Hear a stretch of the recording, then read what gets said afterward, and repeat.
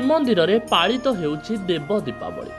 ଗତକାଲି ଠାରୁ ଆରମ୍ଭ ହୋଇଥିବା ଦେବ ଦୀପାବଳି 3 ଦିନ ଧରି ଚାଲିବ।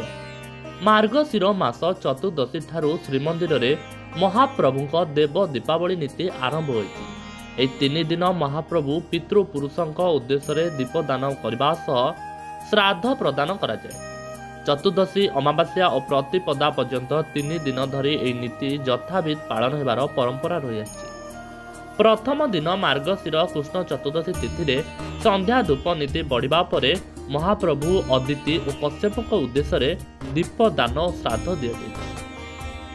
ଦ୍ୱିତୀୟ ଦିନ ଅମାବାସ୍ୟା ତିଥିରେ ଦଶରଥ ଓ କୌଶଲ୍ୟାଙ୍କ ଉଦ୍ଦେଶ୍ୟରେ ଦୀପଦାନ ଓ ଶ୍ରାଦ୍ଧ ଦେବା ପରେ ତୃତୀୟ ଦିନ ଅର୍ଥାତ୍ ପ୍ରତିପଦା ତିଥିରେ ମହାପ୍ରଭୁ ଦେବକୀ, ବାସୁଦେବ, ନନ୍ଦ, ଯଶୋଦା, ମହାରାଜ ଇନ୍ଦ୍ରଦ୍ୟୁମ୍ନ ଓ ଗୁଣ୍ଡିଚା ରାଣୀଙ୍କୁ ଦୀପଦାନ କରିବା ସହ ଶ୍ରାଦ୍ଧ ଦେବାର ପରମ୍ପରା ରହିଛି। ଏହି 3 ଦିନ ଶ୍ରୀଜଗନ୍ନାଥ ମହାପ୍ରଭୁ ଶ୍ରାଦ୍ଧ ବେଶ ଧାରଣ କରି ପିତୃପୁରୁଷଙ୍କ ଉଦ୍ଦେଶ୍ୟରେ ଶ୍ରାଦ୍ଧ ତର୍ପଣ କରୁଛନ୍ତି। ଏହା ସହ ଏହି 3 ଦିନ ମଧ୍ୟ ମହାଦୀପ ମଧ୍ୟ ପ୍ରଜ୍ୱଳନ କରାଯିବା ବିଧି ରହିଛି।